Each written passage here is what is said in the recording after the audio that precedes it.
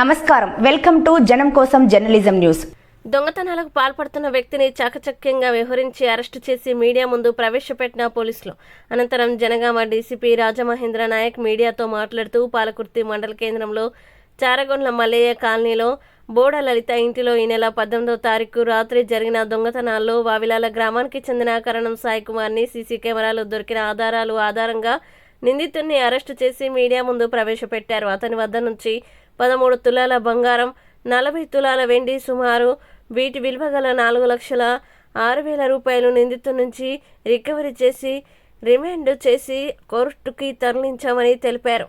ACP Wardhannapet ఆధ్వర్యంలో special team ఏర్పాటు చేసి ముద్దాయిని పట్టుకున్నందుకు పాలకుర్తి సీఐ గట్ల మహేందర్ రెడ్డి, ఎస్ఐ దూలం పవన్ కుమార్, పోలీస్ సిబ్బందిని డీసీపీ రాజమహేంద్ర నాయక్ని అభినందించారు.